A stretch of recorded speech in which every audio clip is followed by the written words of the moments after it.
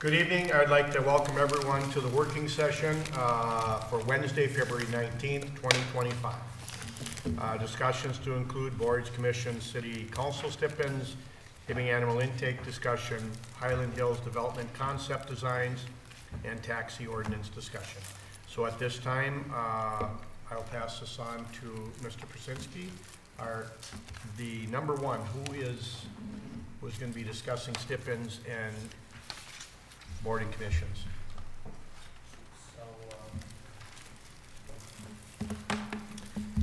That would be me. So boards and commissions. We're trying to go through all of our boards and commissions and get our arms around the number of people on each board or commission. Some are compensated, some are not. So we're trying to understand which ones need to be bolstered. For example, planning commission, we think, that's so far to date, that's been a volunteer role. We think a stipend would be the way to go there. Just one example. But then also there's been some conversation about the city council and compensation at this level. So we've done some survey work. We didn't get it all kind of packaged up for the city council to consider. We also engaged legal for a pathway, and I'm talking specific to the city council now, the pathway to make any adjustments to compensation if we decide to do that. I know there are some questions about PERA and how that works for electeds, so we're trying to get our arms around that and let the city council know about all of those different details. So I think what we really wanted to talk about is all of those boards and commissions. Did we talk about right-sizing them too? And did we have a handle on which ones we think should be increased or decreased? I felt like we did the library, we did the planning commission, because that one was 7 and it's down to 5. 5, we think that's a good number. Right.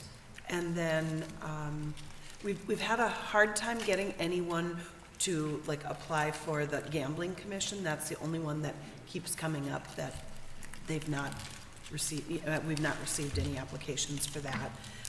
But otherwise, I think everyone else was, okay. All the other boards and commissions were at the same amount, or at the right amount.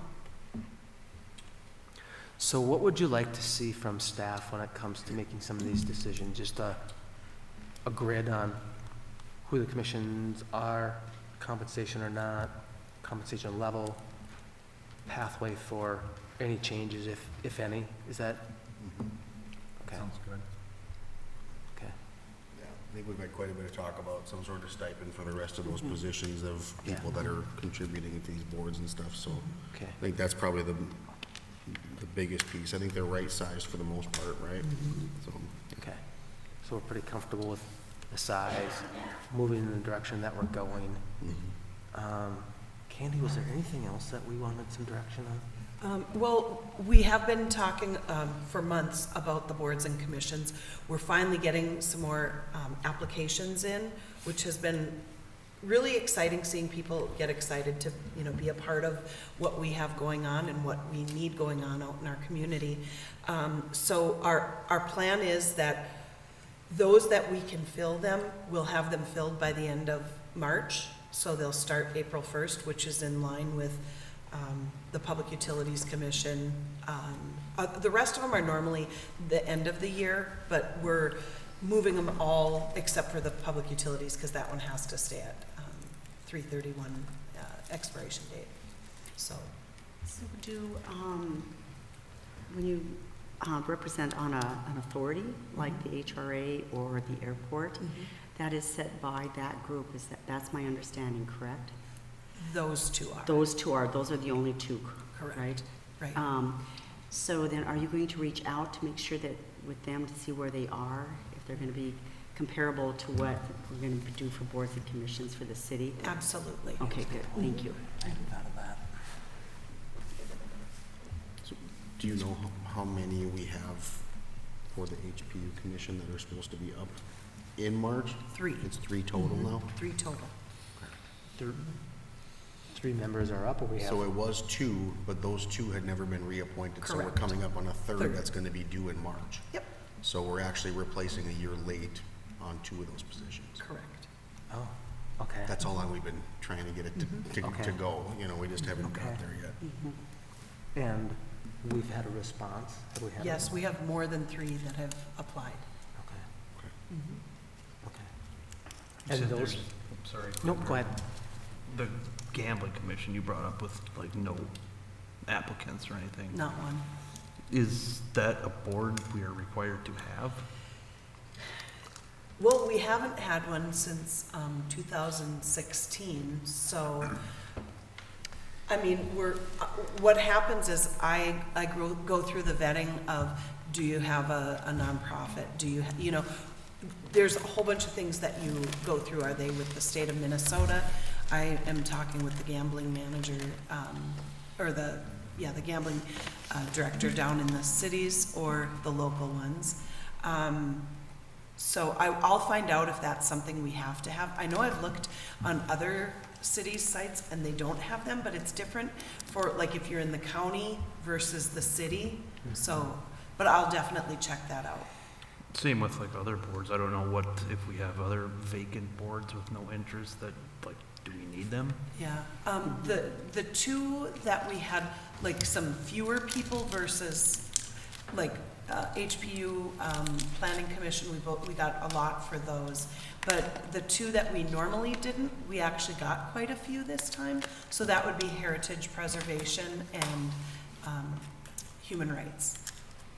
Well, as long as there's interest, keep them going. Right, But, right. yeah. So, Okay, any other questions, counselors, or regarding number 1? Hearing nothing, we'll move on to 2, but I think we had a pretty good discussion We're good.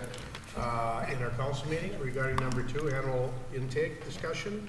Mayor, Yes, I did want to mention that Carrie and Joe from Precious Paws are here if anybody had questions for them. okay. I guess my question for you is as you've helped us move through this,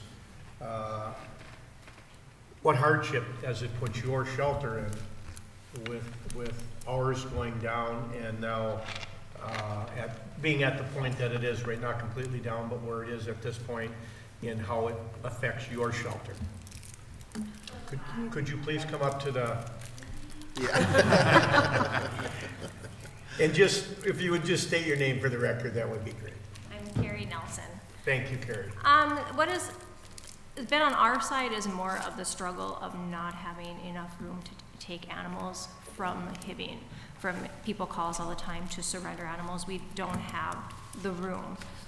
We have limited dog space. We have limited cat space. We have a building that only has so much room we can have for our kennels. So it's just directing them to other shelters that are full. So the problem is that without a shelter or any place that is taking a surrender or anything in Hibbing now, it left us with that struggle. Okay. And you as a shelter are an independent shelter? Correct. Meaning you own your building, you run your shelter, and you are serviced for fee for most animals that come into your shelter? Correct. We're not Okay. run by the city at all. Okay.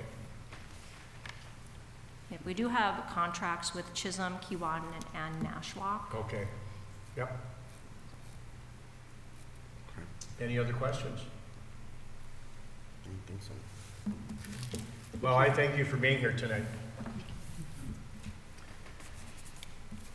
Okay, at this time, we'll move on to 3, which is Ms. Solivanti, Mr. Streeter, and Mr. Slack regarding Highland Hills. So good evening, Mayor, members of the council. Tonight, provided for you in the workshop packet was a presentation on the concept designs, which is the next step in the Highland Hills development. And I'm going to just turn this right over to Bob and John, who are going to go through the presentation.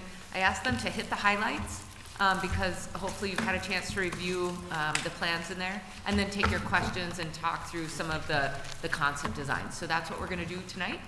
And feel free to ask questions as you go along. So here they are. Good evening, Mayor and the council. Nice to be with you again. In front of you, thank you. So here's the things we want to cover tonight. as Bessie said, you've had this packet since Friday, so you're very familiar with it. So what we want to do tonight is we want to help facilitate a discussion amongst yourselves about 4 high-level concept options, what you prefer, what you don't prefer, or what parts of the concepts you prefer, and because you can mix and match these concepts. So tonight, we're not asking you to pick A, B, C, or D. We're just trying to get some feedback on what do you like, what concepts do you prefer, what parts of the concepts do you prefer or not prefer. So let me just walk through the project status, just for the people who may be watching in the future. This is the 3rd step in a 4-step process.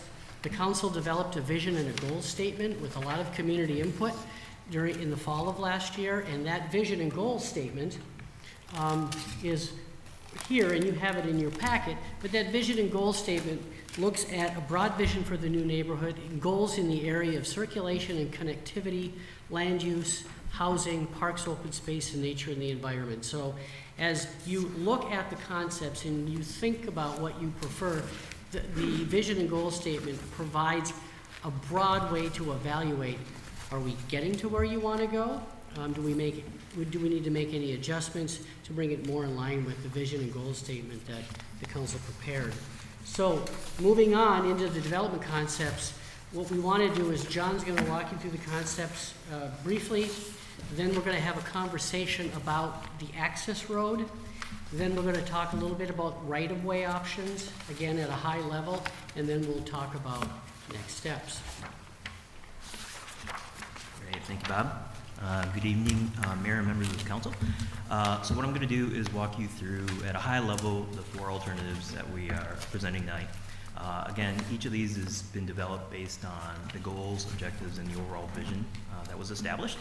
And each one is different enough so that we can have a candid conversations about the positives and negatives of each of the different ideas. So how I'm going to present these, I'm going to present these in layers. So we're going to start with the road, talk about the lots and lot sizes, and then subsequently get into trails, open space, and then essentially a composite image at the end. So starting with the first concept, you can see the site, just quick orientation. To the right is north, to the left is south, east to the bottom, and west to the top. From a road standpoint for the first concept, we are taking a road, bringing an entry road off of 34th Street on the south side, and then we're also bringing a second road, extending a road on 31st from the east side into the site, and then essentially we're bringing a road that connects those 2 access points. For lots, you can see here on this image, we're essentially showing 49 lots within this concept. There's some variability there.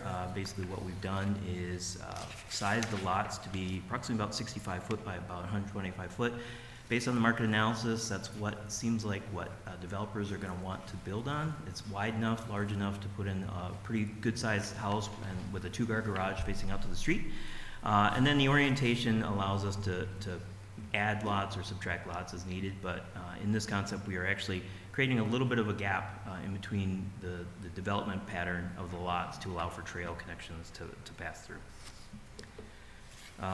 For trails, you can see in the orange dash line represents conceptually, high level, what a trail system would be. Right now, that open space on top of the hill there is well loved, it's well utilized, and so within each of the concepts, we wanted to try to create a trail system that sort of mimics some of the existing conditions, so a trail system that loops on the outside, and then also a trail system that sort of wraps in and amongst the units.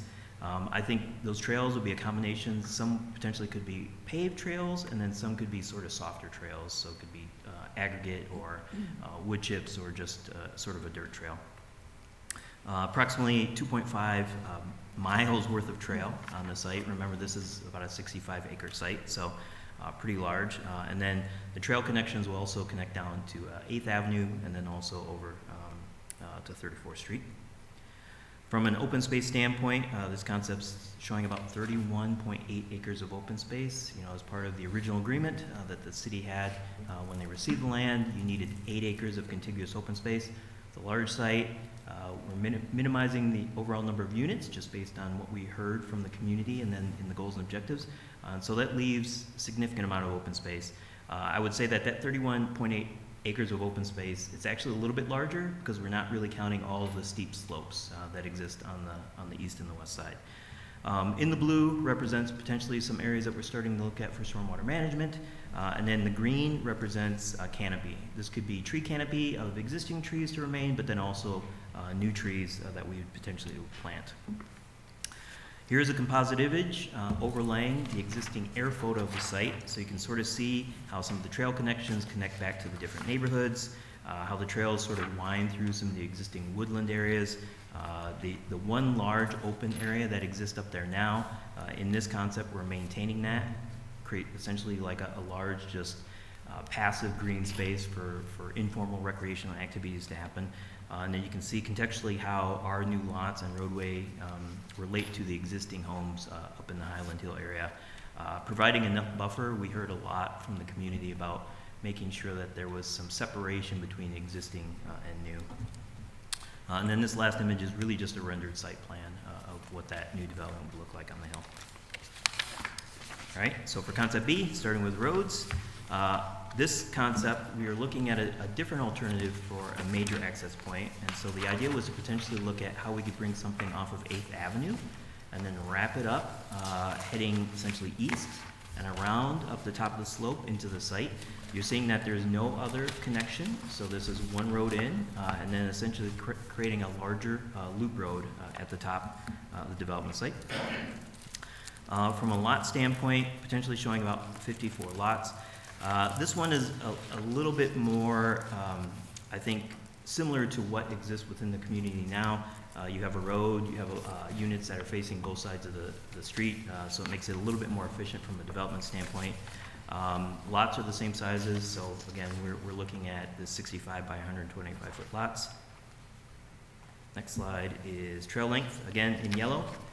Thinking about trail connectivity, so again, trail connection at the top of the site around the outside of the development. You are seeing a trail connection along Park that connects into the site. And then potentially there could be a new larger green space there, as we'll see in the next slide, that will serve as a terminus to Park and hopefully bring people into the open space from the broader community. Again, in blue, potential stormwater management areas, in green, existing and proposed trees, and then you can see we're maintaining that one large open space on the top of the hill, but then creating another new large open space at Park. Here's a composite image, so you can see how that looks in relation to existing adjacent neighborhood areas. A lot more separation, almost feels like it's a separate sort of subdivision from the existing development on the hill, and then the master plan. So for concept C, we're looking at potentially 3 connections. First connection, again, down 34th, wrapping up the hill to the north. Second connection would be along 31st, connecting that from east to west, past the water tower. And then we heard in some of the conversations with the community about the need to create more than one access point from this neighborhood. And so what this concept is showing is that we connect to Park, which allows you then to connect down the Highland. I think also from the standpoint of emergency vehicle, surface vehicle access, this allows that. Not that the other concepts can't do that, but this is a road network. So you're seeing how essentially there are 3 points of connections to the new development. From a unit standpoint, fairly traditional layout just because of the road orientation, so we're looking at potentially about 53 lots. I think in all these concepts, there's the opportunity to increase that if needed, but I think in our last conversation with you, we're aiming for most of these concepts to be somewhere between 45 and maybe 55. The last concept's a little different. I'll tell you why, but so you can see what the lots would look like here, essentially same lot size. There is an opportunity as we move concepts forward and start to consolidate concepts to start to think about different lot sizes. There's a lot of room up there, so providing different lot sizes for different sizes of future housing could be something that we would look at. From the standpoint of trails, a little less overall linear footage or miles of trails, 2.4, but again, a lot of trails that wrap around residential development, wraps around the top of the hill and then connects down to adjacent neighborhoods. And then from an open space standpoint, you can see we're maintaining that large open space at the top of the hill, maintaining a lot of the existing tree canopy cover. I think the one big difference here is that with this new road connection from 31st to Park, Essentially what we're doing is creating a little open space on what would be the east side of the roadway to provide a little bit more buffer from existing residential homes to the new development area.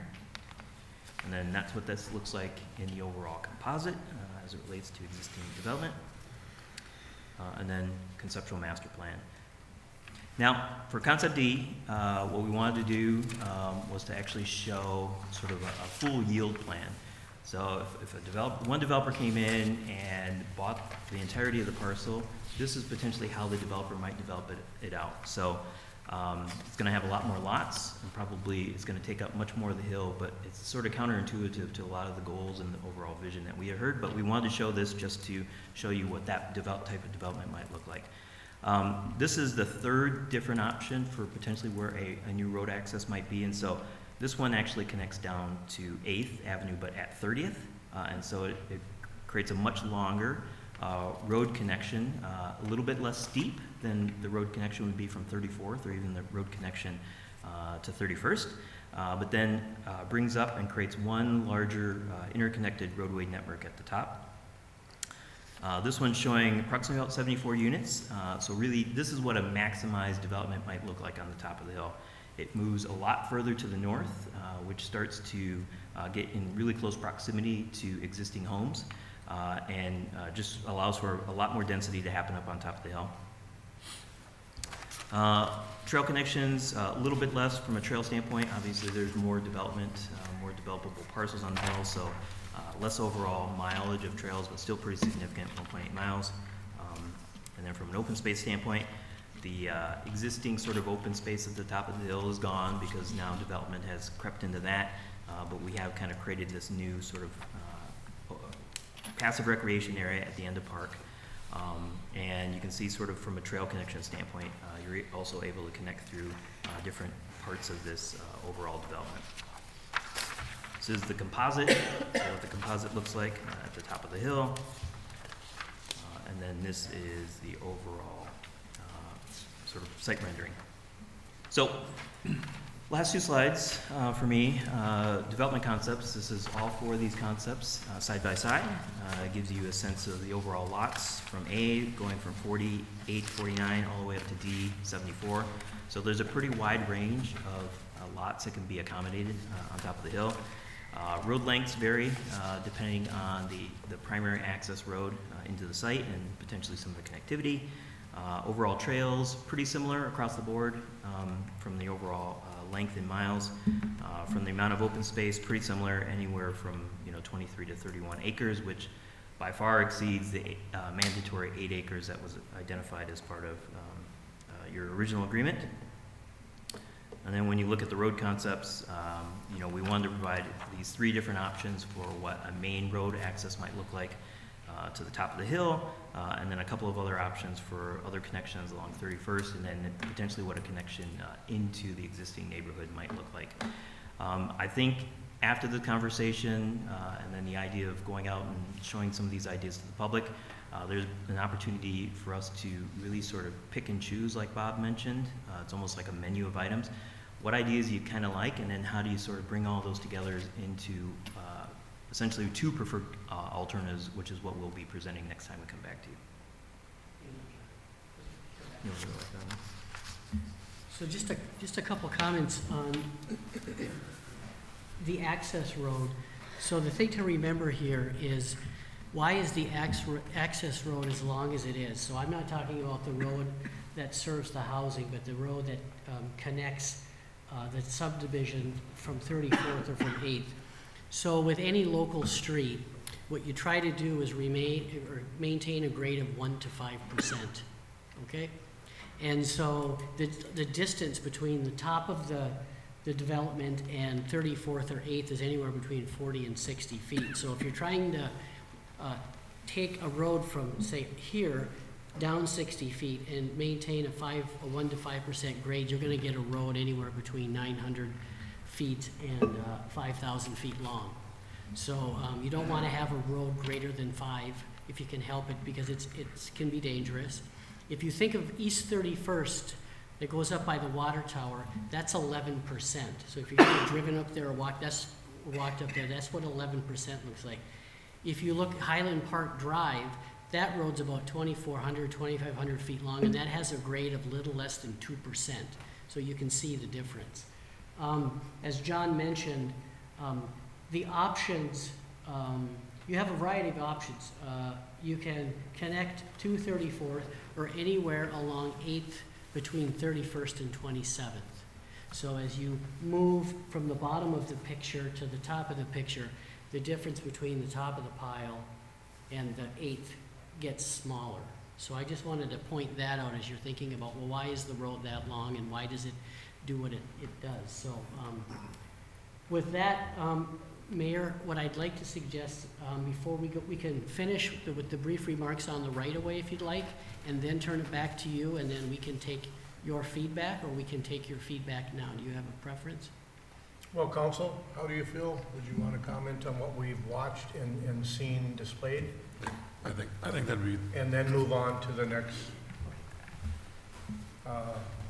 Yeah, I guess so. I mean, I'll start just on a comment of what I've seen. Have you, when you laid out the roads, 31st Street, 34th Street, and down to 8th, did you take into account what they're accessing? Meaning the amenities of the access from that road, say 31st, puts you at L&M Supply, puts you at Super One, puts you at the hospital.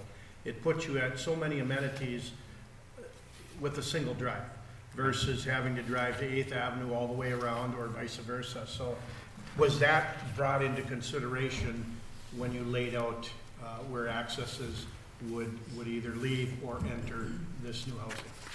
Yeah, the access onto 34th, I believe it connects to Mayfair Avenue, and then it provides access to everything on the other side of the street. So that was one reason why we connected it to Mayfair. And you're also correct that on 8th there is no amenity. It's kind of it's almost like a service road. There's Yeah. not much there. So there are definitely benefits to connecting onto 34th for the reasons you just mentioned. Mm-hmm. I have a question directly about that part. I think when we Yeah. talked about it the first time, that's a road that was put in specifically for ambulances to drive up to the hospital. I believe when that was originally put in, is that gonna be a problem at that intersection on Mayfair and that road that would come off the hill? Based on the analysis we've done so far, we don't anticipate that's Okay. going to be an issue. Okay. Okay, good. Even with the helicopter pad, that's where the helicopter That's right, pad where is. the- yeah, but they shut the road down. Yeah, That's yeah. the ways, Okay, I see, It's just gotcha. gonna be, they'll just have to work Yeah, around it. pretty good. right, right. And it's not like we're talking 300 people driving No. out of this development. No. It's, 50 to 72, Councilmember Bayless, Mayor, if I could just comment, the amount of traffic that the concepts A through C would generate are between 400 and 500 trips a day. So the city did a traffic count for Highland Park Drive. And between, I think it was October 29th and November 19th, for 22 days. And the average daily traffic was 748, which means there were 748 vehicles crossing a single point at the bottom of Highland Park Drive in either direction. So if you're below 1,000, that's really low in terms of volume of traffic. So concepts A, B, and C, because there are around 50 housing units, would generate between 400 and 500 cars a day, which is half of that. So that gives you an idea that it's pretty low traffic. So is that traffic count, was that done on 7th Avenue at the base of Highland? Yes. Okay, because 7th is a really busy street, so Yeah. that wouldn't necessarily be the case on this one. Correct, but Yeah. if the question is how much traffic would this development generate, and to get to your question, in connecting to Mayfair, Yeah. would that be an issue? The answer is no, it's only 400 to 500 cars a day. I got a quick question, and I don't know if this makes sense or not, but is there any way that you can, like, have a connecting road between the two of them? Or am I not seeing something No, wrong? there is, Option C, I think. Can you, okay, right here. Option C, yes. option C, let's go back to that. So that, option 3 actually has 3 accesses through So that existing was- Highland, down 34th and 31st. Yeah. Or 30, not 34th. Yeah, okay, yeah, I was just wondering, I mean, at least that way the people that are living up there can still have the little shortcut if they need to go down to 34th. That might ease a little bit of the pain if, you know, they're against the project, I don't know. Councilmember Schreiber, are you saying that that's something you prefer? Or did you make? Well, I think it'd be good for topic, you know, conversation topic. I mean, if I put myself and I lived in that area, I don't know, if you knew anybody that lived over there, what would they do? Would having that extra access be? I would find it beneficial myself, because now I Yes, have 3 more access options. points. I don't have to go all the way down to Seventh to get over to Super One or to go to the hospital Right. or whatever. Yeah. And like, you just have more access to get places, so you're actually benefiting also from this project, rather than just a new development getting, you know, the access over. Yeah. Okay. I agree with that, for sure, yeah. I like all of the plans have their, you know, their highlights. I think we can still combine some of those highlights amongst, you know, Yes. the four and just take the four and make one super plan, and everything will be great. Yes, you can't take parts and mix and match. Yeah. Concept D, I'm not a fan of Concept D because it takes up more of the top of the hill, which is the natural environment up there. I think A, B, and C condense things a little bit more, and they separate almost two separate neighborhoods. It's more of a two neighborhoods situation, and leaves most of, I think was mentioned right away, the original green space where the playground and athletic fields is still left intact. And, you know, I think the more we can leave natural up there, the more it's appealing for anybody to live up in that area. And I think that just stretches it out too far. And for the amount of units that you're adding, I think it doesn't give us enough. It takes more away than what it's actually giving. I would agree with that. Mayor, I did want to state that more housing up there, the only problem I see with having so much density, which is what leads me to option C the most, is you don't have any backyards that are butting up against each other in option C. Yep.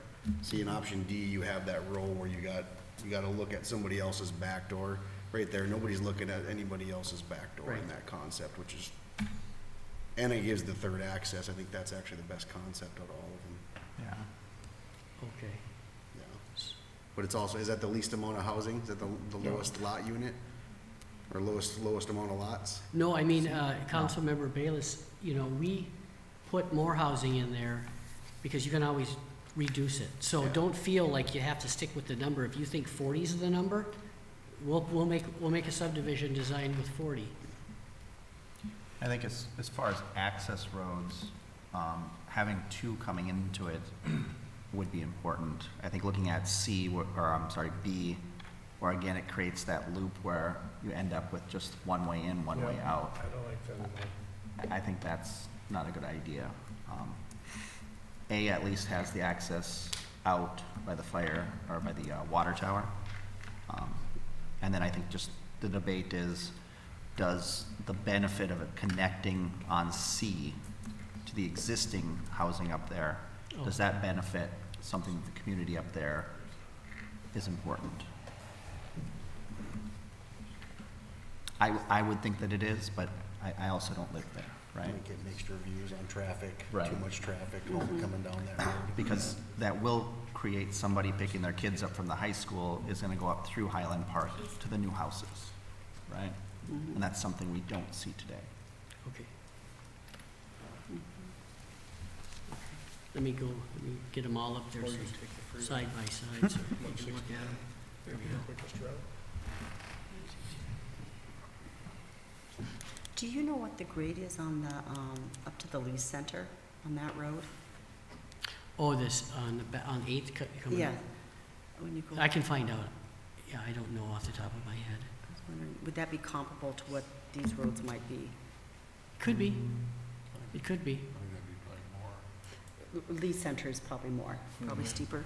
Yeah, it could be. I do like the concepts that go out by the hospital. Mm-hmm. I think that's, you know, less intrusive to the community over by 7th Avenue, so. Plus, it does direct you in a better location. Okay. I don't know, does it make sense to, like, open up, can you get a poll from the people that live in that area? And they would be the ones to decide, yeah, we wanna have access through it, or no? Is that something that's possible, then they can have a voice on what happens? Well, that's what we did with the engagement part of the project was, I mean, this is what, Right, this is a summary of all of that input. so what'd they say? They said, we want more access points, so we have one concept that has 3. Right. But They as said far they, as coming through, we're connecting to their actual, neighborhoods right now, I guess. my thought on that is we might want to engage fire and police, especially fire. Yeah, so if I could, Councilmember Schreiber, so what the neighborhood said was, we would prefer that there's another access to this new subdivision, not Highland Park Drive. But they also did say it'd be nice to have 2 accesses to that neighborhood for emergency service. So those were the 2 things that we heard. The idea here, though, at this high level, is to get feedback from the council, because eventually we are gonna run it through staff. Because, you know, you gotta look at school buses and moving vans and those kind of things. But between myself and John, because of our experience, we have a really good idea, having worked in the city for 25+ years, what the radius is for fire apparatus and all of that. So that's kind of built in here, but it's gonna go through staff anyway. So in those engagement sessions, concept D, I mean, it's because it's so dense, and I think we did hear that they wanted more the green space and that type of a thing. I think we heard that loud and clearly. So I don't. I would get rid of D. I don't Yeah, like I that one think at all. right. I think that's one thing we can Yeah. scratch C off. has the most, if I lived there, I would like Yeah. C. See, Yeah, I like C and A, but probably C the most.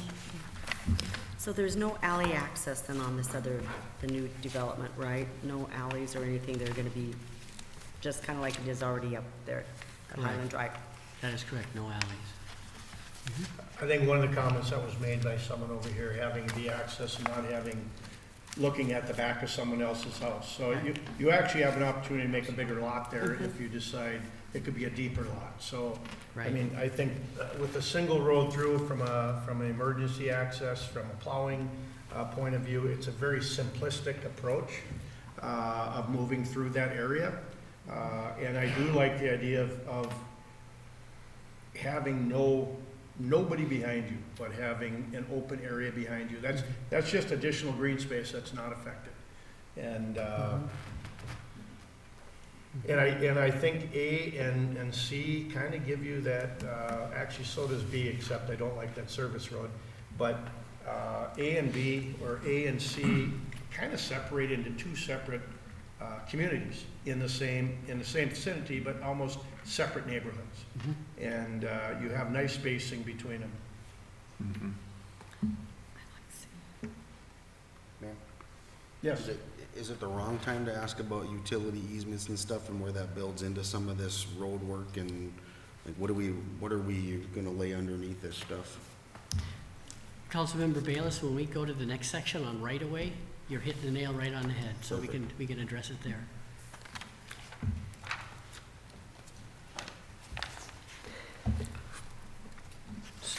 So Mayor, in the scope of work, the idea was that we would receive feedback from the council and we'd narrow it down to 2, then we would go to the neighborhood and get their feedback. But I think if the council wants to, you can do it another way. We could take all 4 to the neighborhood and get their feedback, bring their feedback and your feedback, and then you can narrow it down to 2 and continue the refinement. So those are 2 options you have, and we're happy to do either one. Well, council, that's your decision on how you'd want to move forward. I don't think anybody up there would like D. Yeah, No. I hate to limit their options, but that would be one option that. Well, I think as a council, we E and C. unanimously Right. do not like D. Yeah. And, I think A and C, and then bring it internally and what it would look like. And you guys workshop it. A and C leaves a single road, it leaves more green space, you could widen the road. When you get into your right-of-ways, you've got more flexibility in your right-of-way, because you're not trying to put back-to-back houses with a loop.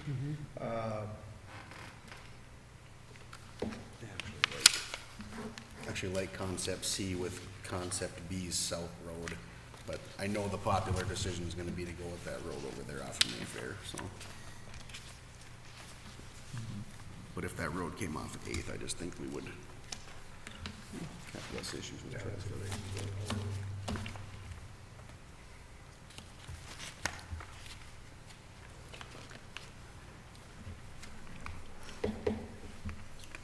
I'm stuck on C.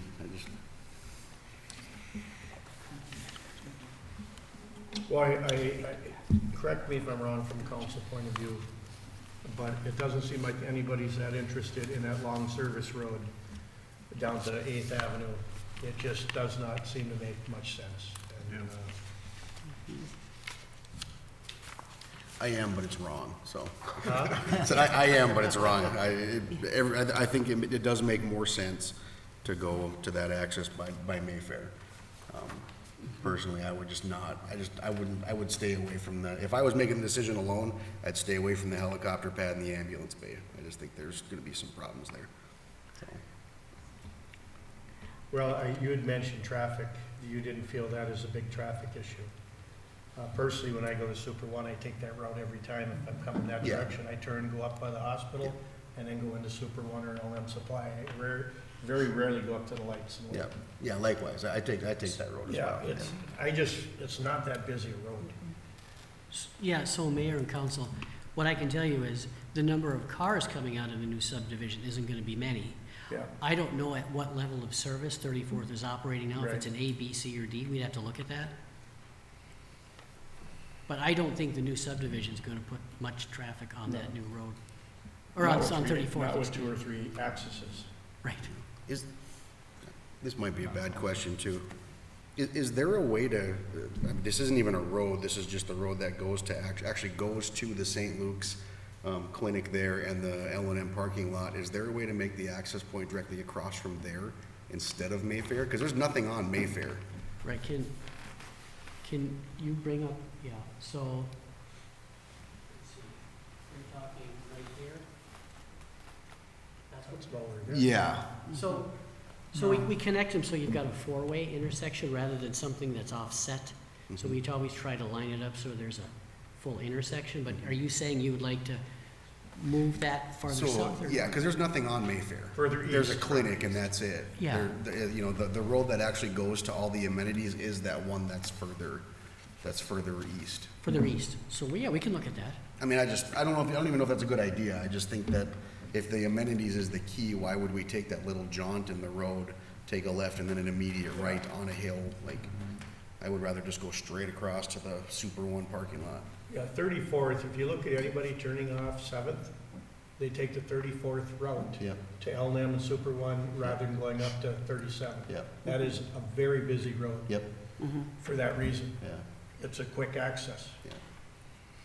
We can look at that. Yeah, just as an option, I would appreciate that. Yeah, I see that. Yeah, the only issue you might have with that, not saying you would or wouldn't, when you're talking about that grade, Yeah. you're bringing it down probably 100 yards. Yeah, that's probably a pretty tough spot to put it, That but might be the tricky area, and I know it's really high there, because I used to climb those hills as a young guy. cool. I have a question, is Yes, sir. Concept A, does that connect onto Highway 169 then? Does Concept A connect to 169? Yeah, It goes to the frontage road, and then I think there's a curb cut out on, you could take a right out, I think there, maybe Okay. a left. okay. So are they doing anything with the highway, the corridor study at that intersection? Was there a roundabout or anything planned there? Eventually there'll be something, but that might be a ways down the road, so. Right, I believe we're in that 5-year period where they've put some options forward. I don't know that they did anything around that 31st intersection on there because they were presenting and we were telling them about this development. So it would be a thing that they would take under consideration as they go forward, I think. And it would depend on traffic counts, et cetera, as we look at how many houses would be there. Because that would certainly increase the traffic and there's no light there or anything. Correct.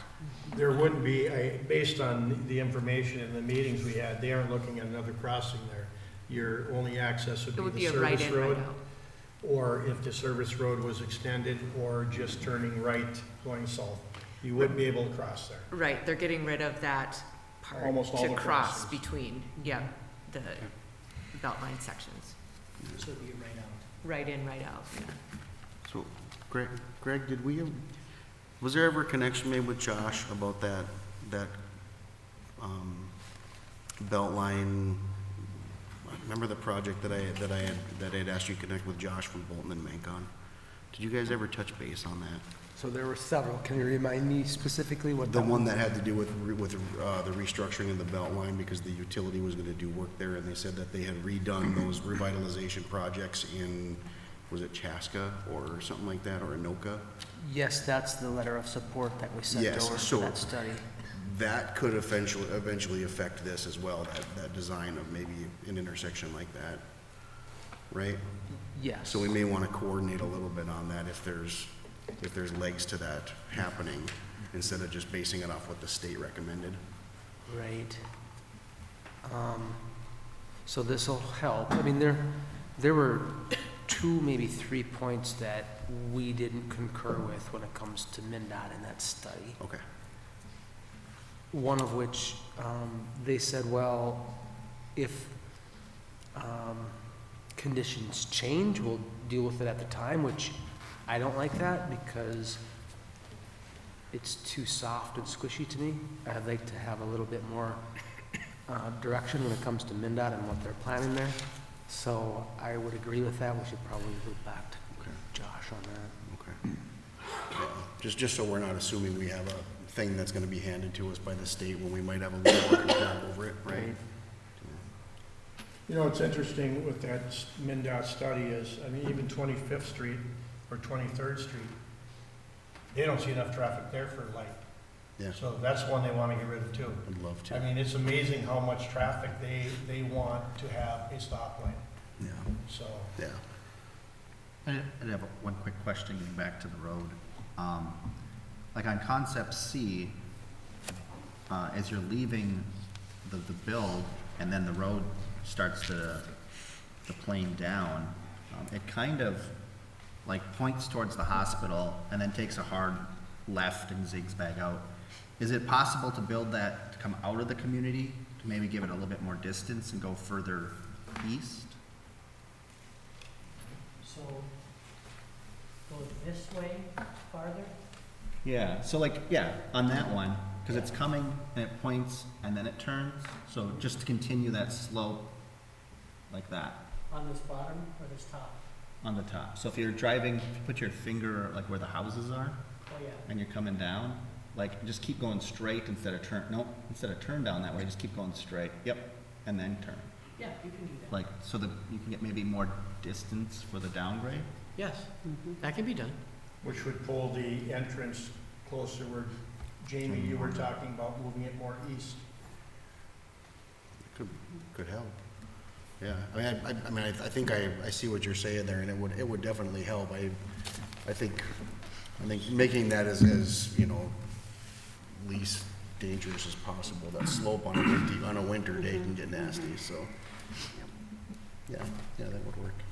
And if I could, Councilmember Fossil, what would happen, basically, either the way it is now or what you have raised, that, the material there would be moved. It would be cored out and it would be pushed towards 34th to create that next road where you're gonna go down.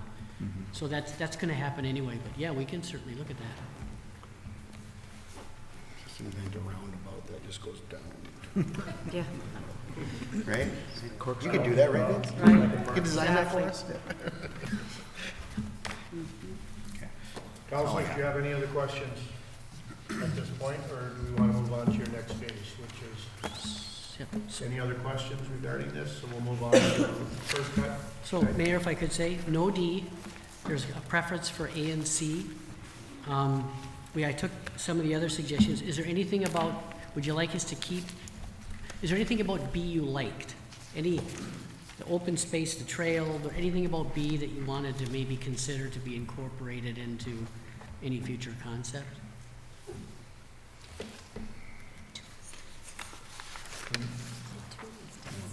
Yeah, I think it's Dense, too dense. too dense. Okay, too dense. Yeah, the only suggestion I might offer is that B could have a secondary connection over to Park. So you could connect a road off of that big circular loop down the Park to give you 2 entrances. And then it sort of meets some of the conversations that you've been talking about, and it would decrease the density by a couple of units. I guess it all depends ultimately on how and when we take this back to the community, and do we just want to present 2, or does 3 give you enough different options to have a good conversation about each of the options? And that's partially why we showed you D.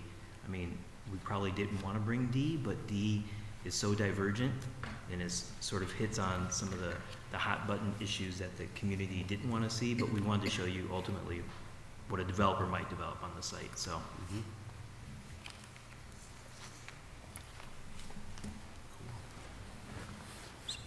And we can, Mayor and Council, in terms of next steps, let's move to the next section as the mayor suggested, or we can come back to the next steps.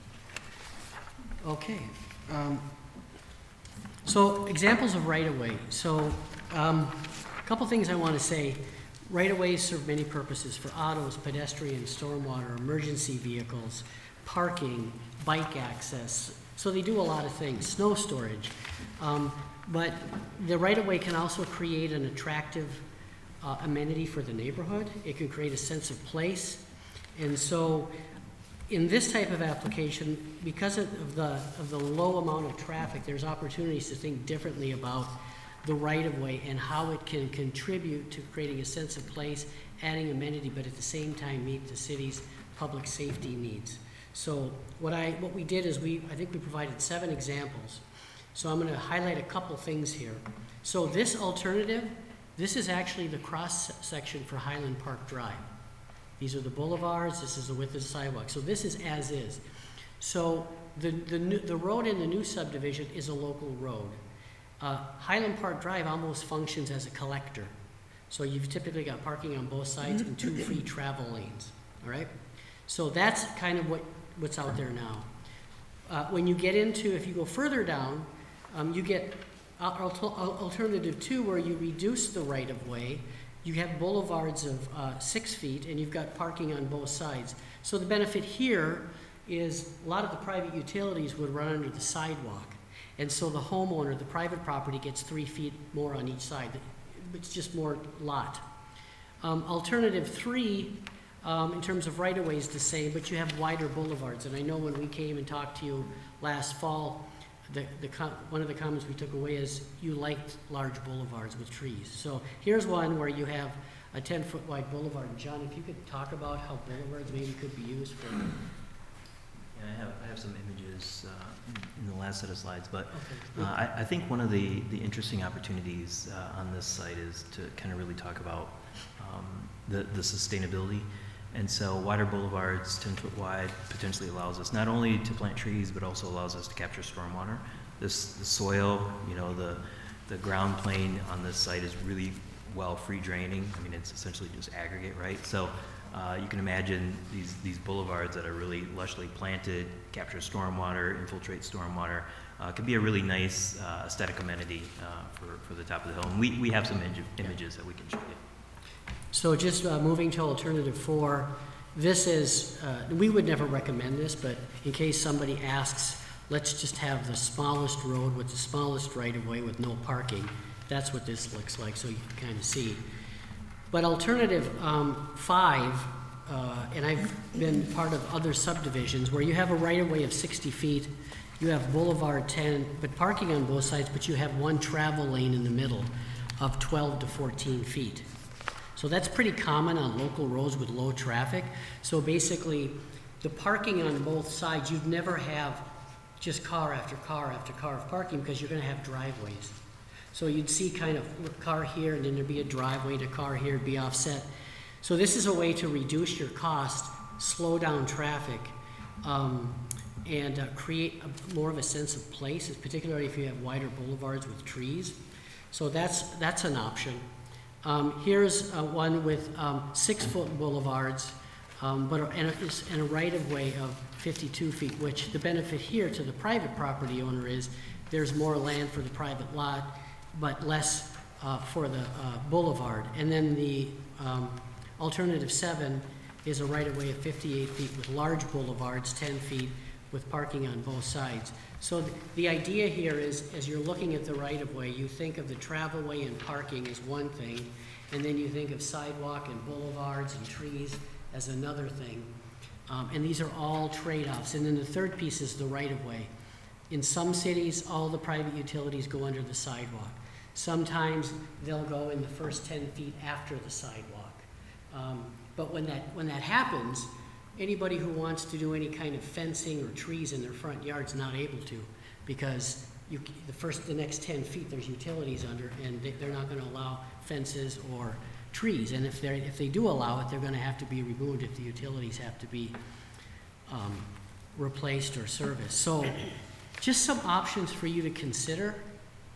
Mr. Streeter, what is the obstacle here if say A or C was considered, which is a single lane road with no depth, meaning you have single lots on both sides, you would have all the luxury and flexibility in the world to put the width of the road you want, because you can extend the lots beyond a single lot. If there's no back lot behind it on A and C, the way it's laid out, you could put whatever you want for a boulevard, whatever you want for a road.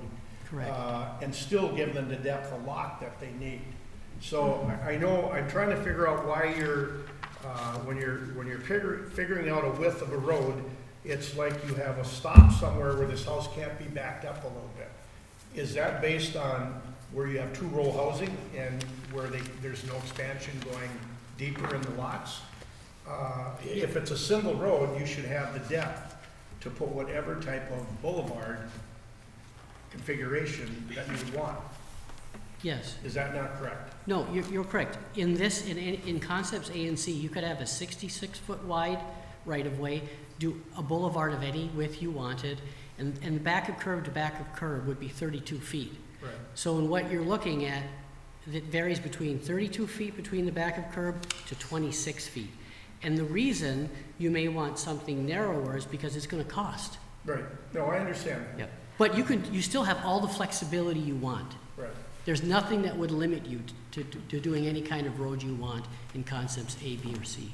Right now, this right-of-way is being shown at 60 feet. Yes. Right. Imagine if 6 more feet won't make that much of a difference, because there isn't a lot of room. Yeah. So am I missing something? Because this does not look like Highland Drive that I'm used to going up every day. Because we do not park on both sides of the street anymore because there's calendar parking. We only have parking on one side of the street. Right. But we have, it's all about the width then. But, so this isn't realistic for the way it is for us. So if I could answer the question, when you look at the design of the road, it could accommodate 2 lanes of parking and 2 travel lanes. The fact that the city only allows parking on one side is a policy decision. But from a physical point of view, it could accommodate parking on both sides. In the new one, because on Highland Drive, we can't right now because we have that turn. And when there's cars parked on both sides, you don't have enough room to have 2 cars pass each other. Right. Which is another problem when we have it down on 7th Avenue coming up to Highland Park, because there's parking is allowed to the stop sign. And people can't come in and out because there's usually a vehicle that parks there. So it brings it down to 1 lane of traffic coming up and going out. Okay. So traditionally, what you were saying in the measurements you took on Highland, most of it is designed for 4 lanes, or a lot of it is. 2 parking, 8 feet, and two center lanes, I think is of 10, yeah. And it's the same for East Park Drive. And I just measured it on Google Maps, so, yeah. But you've got some options. You can think about what you may want to do. I do like the ability to park on both sides, as far as trying to keep traffic flowing. Can we get rid of all the parking up there?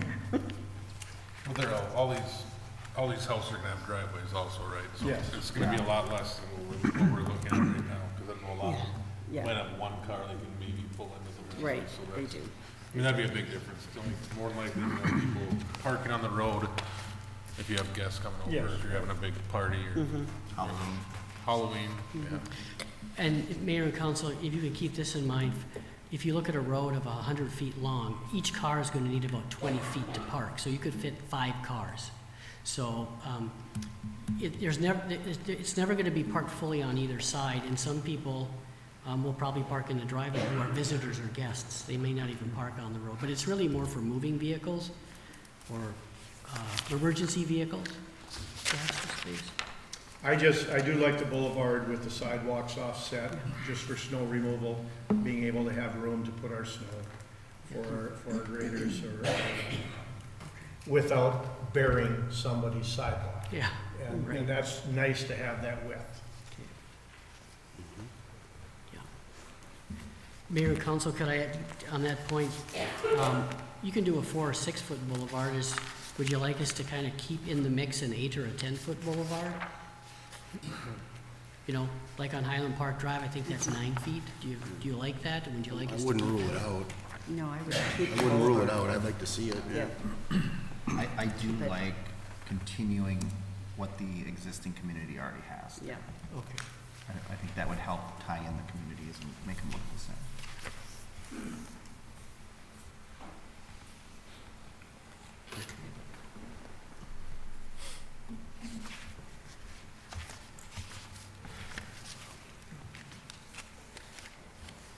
So, Mayor and Council, we've got, John can walk you through some images of what this could look like. Yeah, so for the last couple of slides here, because we haven't fully designed anything, right? This is just high-level conceptual ideas.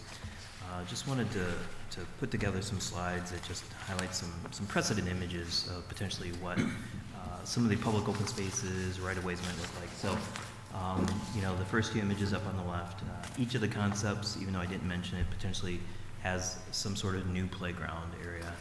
It could be maybe more nature-based. You know, it's a very naturalized area up there, and I think that there's potentially a new type of playground that could then be built in the city that is much more nature play-based.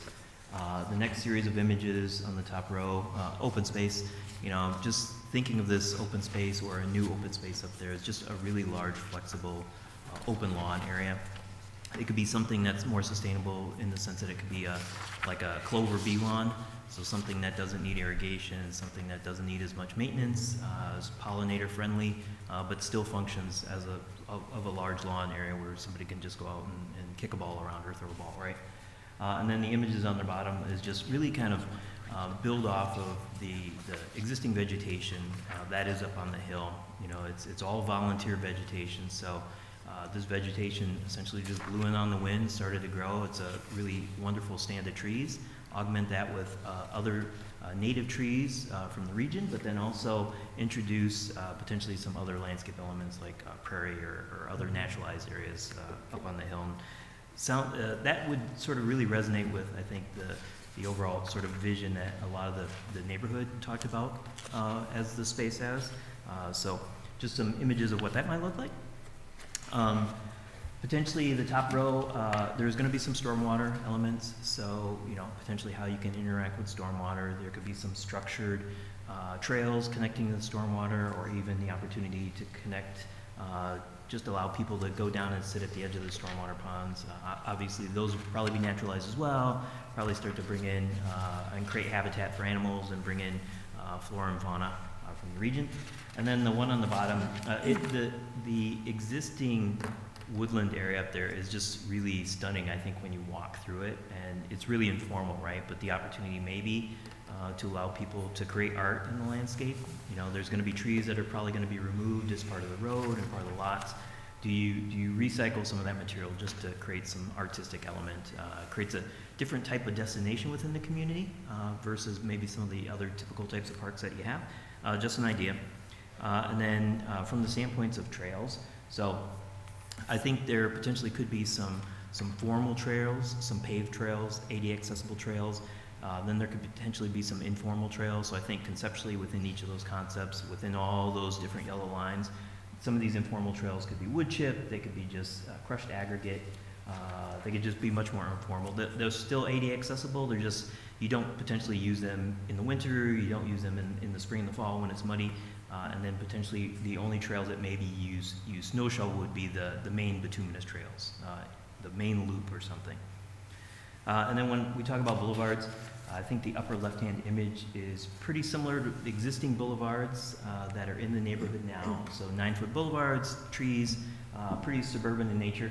And then some of the ideas in the other images are the thoughts that I was throwing out there about, you know, some of these boulevards could be different type of habitat. They could capture stormwater, allow stormwater to infiltrate, allows you to actually plant different types of plant materials and create habitats for other types of animals. Just other opportunities that I think by allowing it to be a 10-foot wide boulevard allows the opportunity to do some of these things.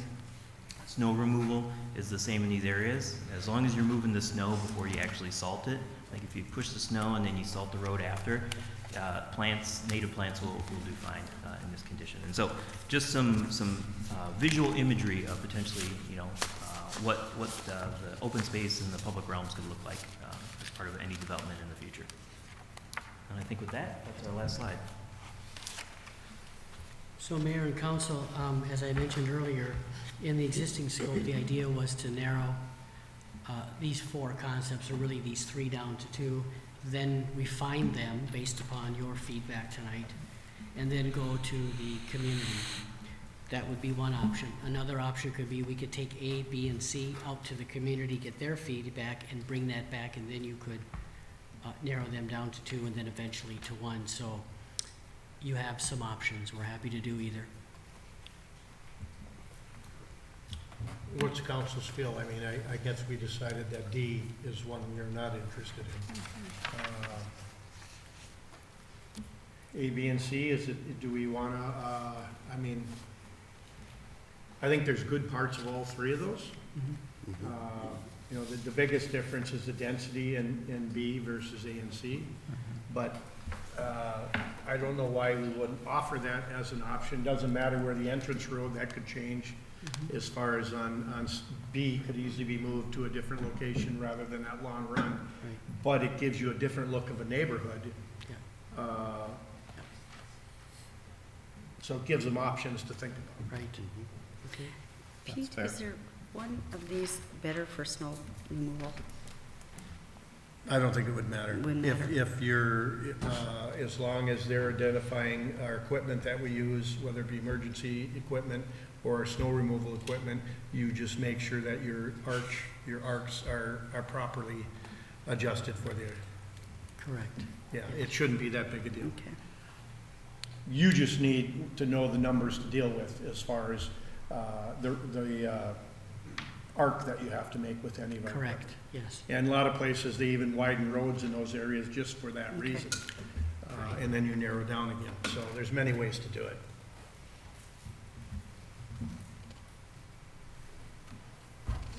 Yeah, so it sounds like those 3, and then I think we're all agreeing that the, 9, 10-foot boulevards is the other route to go. A single route would be the easiest for plowing by far. Excuse me, Councilmember Schweber, I didn't catch all that. There's no looping. Right. Boulevards, so go 9, 10-foot boulevards, I think that's I think we're all on the same page for that, so we got that part figured out. A, B, and C, you can move that to the community, have them give their input, and then bring it back to us.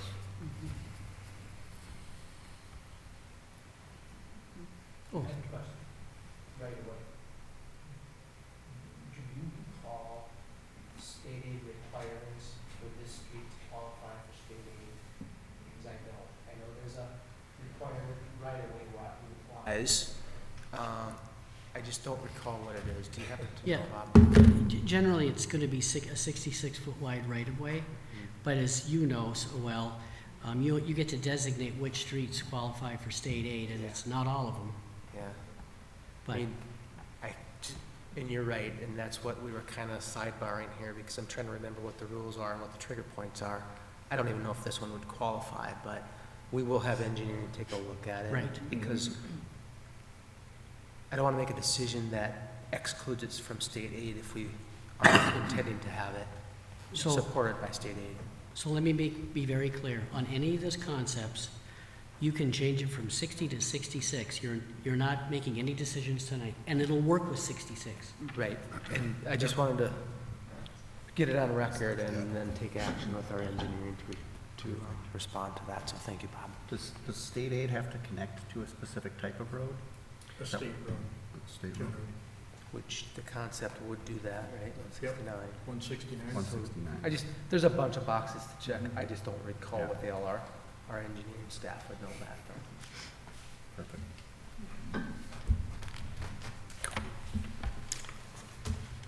Thank you. The other thing on that too, Justin, is we have so much state aid road, you can't do everything at the same time. So a lot of roads, they're just, Jesse sequences them in based on the funding and prioritizing, so.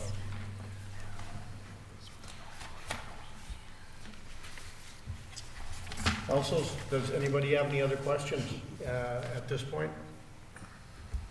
So Mayor, would you like us to take the 3 to the neighborhood and then come back and have the council narrow it down to 2? Or would you like to, what would you like to do? I think if that's the way we feel, council. Okay. Yeah, I think those 3 to look at, yep. And Mayor and Council, before we go to the neighborhood, we'll meet with Jesse and the public safety. And so they're generally comfortable that there's the space to do whatever needs to be done, so we don't present something that can never happen. Right. Yep. Do you mind checking with the postmaster? Because it was my understanding that they will not put any more mailboxes on the boulevards. And they're gonna have to do it as a, in one spot. Communal box. A community box, yeah. I can check. Thank you. Even on the houses, does it? They will not let them go on the houses because that was one of the things with the calendar parking. Okay. Because all the mailboxes are on one side of the Yep. street, so. Okay. So you might have 2 or 3 different community areas for. Right. Thank you. Thank you. Anything else, Council? Council?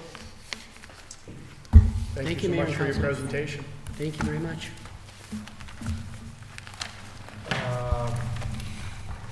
At this time, we'll move on to tax ordinance discussion. Thank you, Mayor and Council. So, we've gone back and forth with the actual taxi ordinance. What I need from you would be direction to, if you want to be able to keep a taxi business in a residential area, or if you want to, or if you want to leave it as it is and it's not. Right now, I have 3 taxi cab companies who have put their applications in, and I'm waiting on some information for the insurance for one, and that one would be the only one that would qualify at this point, because it would be out of an office setting, not a residential home. So that is the first piece of it, so I would need to know if, because then we'll need to post it correctly, correct? Right. Okay, and so we'd have to post it, and by the time this all goes through, the last of our taxi cab companies would be out of their license. So their license ends at the end of February. And I just need to know which way you're going so that Andy can amend the ordinance for that. And if we're gonna have it in residential areas, do you want like a maximum of vehicles that they could have? Because that becomes the problem. And Mayor and Council, to follow up on that, because I was involved with some of the conversations with Greg and Candy and Pat with regard to this. So I know some of the councilors have really been adamant that they really don't want a taxi cab service in a home business setting and, or like out of a house, so to speak. And I think Pat would define that it arguably is in a home business because you're some location. Personally, I don't know that a taxi cab service makes enough money to run it out of a commercial setting in Hibbing. Yeah. So it's kind of a catch-22. Maybe, and maybe I'm wrong, maybe there's a budding business there bigger than that. And we've had the discussion before about not being able to put somebody out of business who was there maybe before our zoning was there. But that doesn't mean we couldn't restrict them as to the number of vehicles and things like that if we were going to tweak the taxi cab license ordinance as it currently sits. And that's what I passed around to you, is that this is what our ordinance looks like today, just so you guys are aware. So that's what we're just looking for feedback. If you want it as a home business and allow it there, then I think it's working with Pat as well to create an exception for taxi cabs services to be a home business, so that we're not precluding them from being there. So that part of the ordinance might be tweaked. If you don't want them in residential areas, tell us, and that's the way we'll enforce it and see if other people can get a license. We're just looking for some direction. I mean, Pat, can you come up for a minute? I guess the biggest, Andy, what I've heard from complaints is not the taxi cab business, it's the extra vehicles attached to it, and you kind of just alluded to that. Right. I mean, if you had 3 functional taxis and they're all in movement, it was all these other spare taxis and spare parts and that are just parked like a junkyard. Yep. That is the concern that I've heard. At least at the one location, that's absolutely correct. But I think there were other places that were going to run residential, so we were concerned if we just let them go when you already have this concern, should we be tweaking the ordinance or designating as a home business to allow it to happen somewhere else? Because arguably, if the one was already there before our ordinances were there, then it's you can't run them out of business. But are we precluding any other home deal? Because then technically under our ordinances, then I think we'd have to tweak with Pat to say taxi cabs could be a home business. And that's why we just want to get our ordinances in. I think the comment that you made earlier in that we're not in New York City or Minneapolis where you're going to have a separate business because you've got 30 taxis going. It is more of a home business, and you know, we're just not a big enough city to justify a separate business for that, or separate buildings. But the city ordinance right now does not allow any home business in our urban area. Okay. So only in our rural areas can you apply for a home business through the planning commission. So it's always been, taxi cabs has come to, it's not in, our chapter, the land use, but they have to get a license by the city, so they've always gone through administration, just like a liquor and beer license, and there's never, the regulations that Candy has, correct, is just for taxi cabs. So they've never come through the zoning department to get a home business or a permit to operate. If they did come to me right now, I would say, it's not allowed. You can't even apply for a home business because you have employees and you're operating out of your home. So it's not, that's why a home business is not really allowed in the city, in the urban area. Home occupation is, but that business is directly in your home. Crafts, sewing, online sales. Doesn't create any traffic or parking of employees. They can't have employees in a home occupation. So that's why if we're going to go forward with allowing them in residential areas in the urban area, we want to play with Pat's definition of home business. It just flat out say, but taxi cabs are exempt from that requirement. We're allowing those, but not others. We just wanted to get everybody on the same page as to how we want to do this going forward. But you were talking about, do we put limitations on what we allow so it's palatable for the neighbors, and whether we do what they have to look at. Whether we do it through Pat's home business ordinance or whether we do it in the taxi cab ordinance to say but you can't have more than X number of cars, whether that's the workers' cars to park there Yep. to then drive the taxi cab, or the taxi cabs themselves, or both. You just cap and say, you're certainly allowed to do that, you just have to decide how many is that. Do they currently register how many cars that they'll be using? Yes. And what on the average do we see? There are 5 for one company, 2 for another company, and so far 2 for this new company. Okay. And then as far as the other half of that, if they have cars that they're working on, right? Is there anywhere in any of our ordinances that say, like for a junkyard or something like that, that they would have to fence that off so they're not visible from the public? Well, I feel like there's one part of the ordinance that says, like, blight didn't pertain to taxi cabs, and then did we change that? Or, I can't remember. There's one part of the ordinance of blight, and that was why one couldn't be, If it was fenced or covered, you could potentially have something like that. Any other cars, they all had to be licensed. Right. Properly registered. I think Pat's noticed that some of these now have turned into, okay, this is just a thing that needs to get out of there because it's not an operable vehicle, nor will it probably ever be, so you have to remove those for that particular deal. and I have spoken with the owner of the one company, and they're very much telling me that they're going to adhere to anything that would be put in the ordinance for it.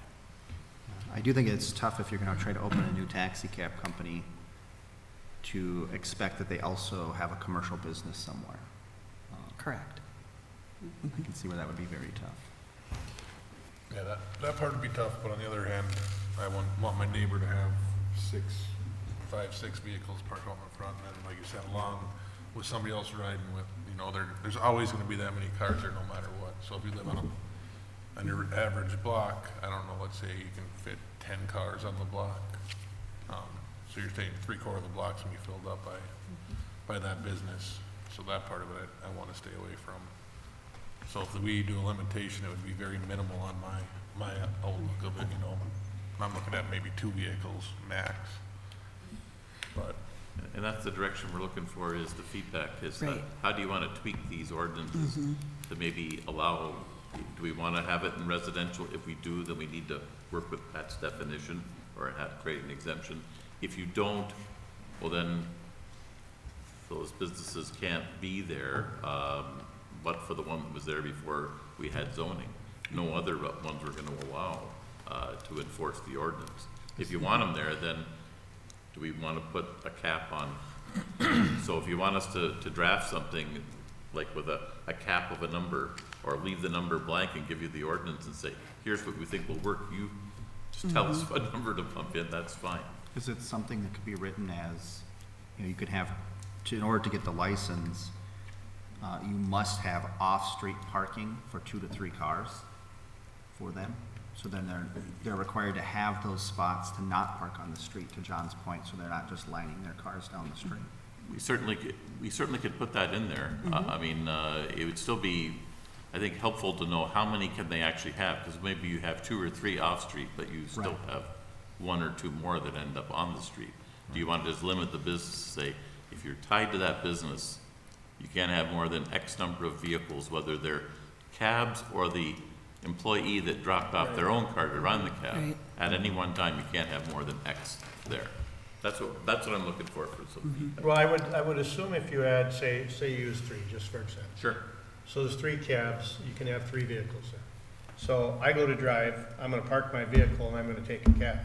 So we're still at 3. Right. I get it. So, I mean, as long as you're replacing one for the other and they're a driver, and I'm just hypothetically saying a Yeah. number, but you would think you would be exchanging a vehicle for a vehicle.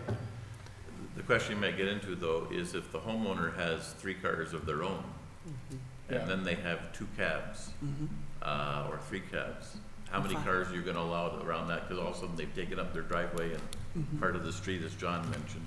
I know Counselor Whitney has brought up it before about having too many vehicles around, you know, you're congesting, you're causing a problem for your neighbors, so that's just what we're looking for, some feedback there as to how you want to word that. Well, and I do know that one has a lot of off-street parking. They just haven't been using it. So they have through the alley, it's by the fenced-in area, so. But Pat, back to the ordinance that you were talking about for home businesses, we do have home businesses in Hibbing. And we've Not- made, Not in the urban area. Home occupations we have in the urban area.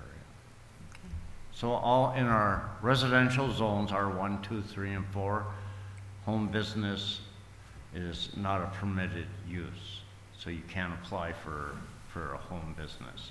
You can apply for a home occupation, which is business conducted only in your home, and you cannot hire employees. Same professional use, but okay, home so the business, you can hairdresser, work we out of had your one. garage. In the, you know, in the rural area, we have 2 right now that are, one was an auto mechanic that got a home business on Highway 92. The other ones are ATV parts and sales, and that's in the rural area. A salon is a professional business service. There is that one, and there hasn't been one for quite a while because there was a contradiction. Is that a home business? So if she doesn't have an employee, the way to get around that is rent a chair. Right, so it was It's contract. not her employee. Right. I mean, it started out with one.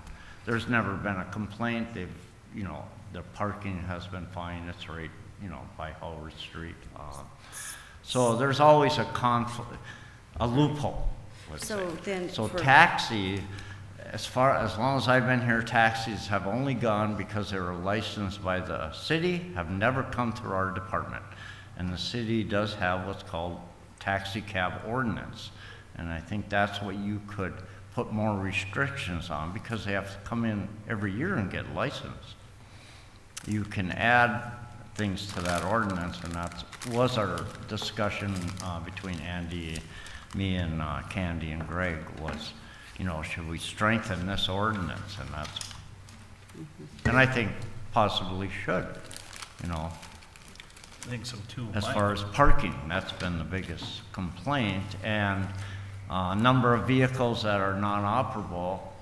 The reason Blight personnel has not done anything on that is because it's like a licensed business, and you can have vehicles that are for your business and accessory use.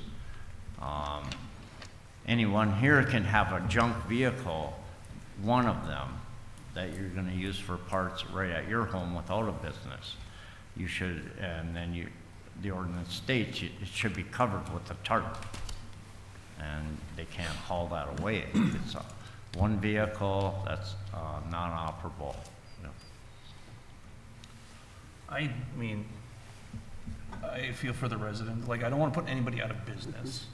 And under taxis, and especially with Uber now and everything, I understand, like, you're not gonna want a storefront or anything, but if, you should not be able to have a junkyard full of parts, 6, 7 broke down cars. That should be gone, and it should be capped. And like, the traffic, the constant coming and going, door slamming, I wouldn't want to live across from that. And I think it needs to be scaled back. I mean, I know they've been there a long time, and I don't, like, I want them to keep providing a service, people rely on it, but it needs to be reined in, I think.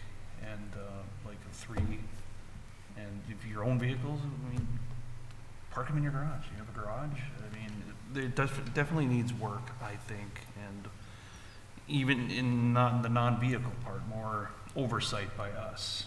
I mean, drivers getting DUIs with passengers is unacceptable. I mean, did they tell us that when that happened? Twice to the same guy? I mean, like, with passengers, our citizens, and we're licensing this, like, these people are supposed to be passing background checks, people with warrants working there, and I just find that unacceptable. Like, we're signing off on a license, and that's what's driving and putting people at risk under the influence is a big concern to me. And if I lived in that neighborhood, people coming and going like that, constant traffic, parking, like, it really needs work. Like, I don't want to run them out of business, but they need to be reined in, I think.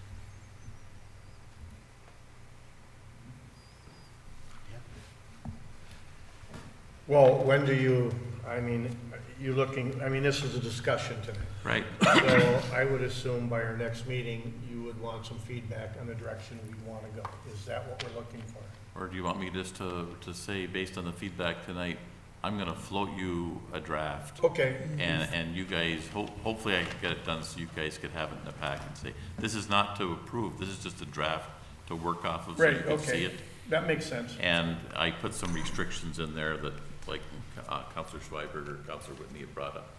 And we talk about, you know, Pat's ordinance as well with regard to the definition of home business. And we try and kind of merge those two together to give you something to work off of. Okay. And then you could say, that sucks, or, you know, that looks good, whatever, and make some additions, okay? All right.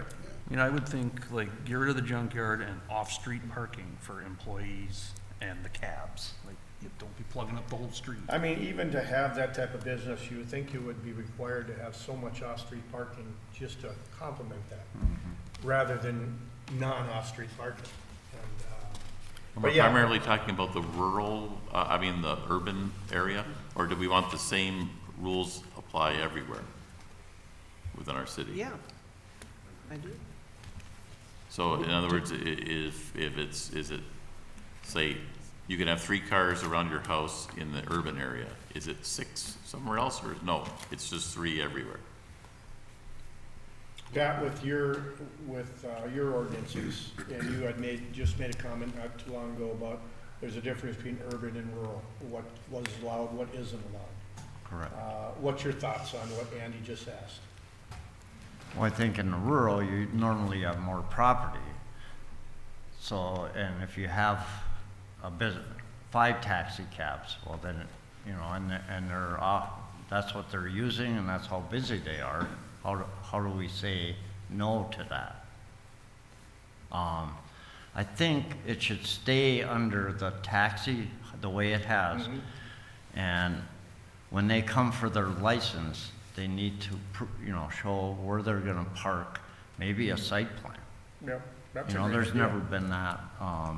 And if they don't have enough parking, can they make some, off their alley? Depending where they're located, every lot is different, but if they don't have much off-street parking, then they would be limited to 2 taxis for your That business. could be brought into consideration, Andy, as you write this. Sure. Because I think the point you just made is a good point. I like the site plan idea. Yeah. Well, I think to be realistic, I don't know that restricting the number of junk cars you can have on your lot is gonna hurt the existing business that's trying to run a taxi company. I don't think that's gonna impact their business at all for us to. Well, and in the ordinance, it says the cabs are supposed to be newer than 20 years old. Right. I mean, some of those ones out there are from the 90s. Yeah, absolutely. We shouldn't have running cabs that are that old, and you certainly don't need junkers that old, 'cause you should. Just like any ordinance, enforcement is a tough one when you don't know what's happened, going on until a neighbor calls. Yeah. Right. Well, and that was gonna be my next thing after we were done with that is, we're gonna create ordinance around this, but how are we gonna enforce that and what are we gonna do to actually enforce the cab laws in general? Cause for a long time, we had like 3 companies running in town and we only had 1 that was actually licensed with the city. Yeah. Do we have a Right. code So, enforcement like- officer now? Getting licensed does make it, in my mind, make it easier to enforce. Okay, Right. your license is revoked. Now you're operating without one. That is against the law to operate a, tax. It is to chauffeur people for money against the law without a license. Yeah, so do we have a process for that though? Like, Yep. if we know that a company is not operating legally, like, what is our process? Do we tell the police department they can Yes. look for that vehicle with Yeah. that? Like, you know what I Well- mean? Like, what do we? Well, we've given them specific times and dates. Okay. And who they're picking up. And what we are implementing now, though, is it's something for their dash. So even if the police officer stops them, they have to show them their city license. Right, and that's in you our, know, in our ordinance now that correct. we're supposed to give them. that, right? Correct, yes. Okay. Don't we Well, have a code, I'm sorry, Mayor. No, go ahead. Don't we have a code enforcement officer now? Yes, but I don't think that that's what that's for. Isn't it the housing, Betsy? The code enforcement officer is for the housing and blight, am I correct? Correct. That's what they've been tasked with so far, yes, but the position description does allow for other codes to be enforced as well. Go So down we and- just tasked, because we only have one, Yeah. Go down and with inspect them once a blight month. and housing. Blight Yeah. laws. So Andy, you'll have that, it sounds like you could have it by our next council meeting, I'll try or and have working something- session. I'll have something, yeah, back for your working session for that month. Very good. Okay. All right, at that time, then we will go to the roundtable. I don't have anything. And we can come back to Greg once he's back in here. Jamie? I can talk to Greg about something after. I'm good. Good. Justin? Where'd John take off to? He's good. I'm good. John? He's good. He probably is. Good. I'm good. You're good? Pass. All right, well, Greg just forfeited his Thank you. shot. That's right. All right, with that, Thank you. our working session is complete. Sweet. Hostage crisis. Another hostage crisis.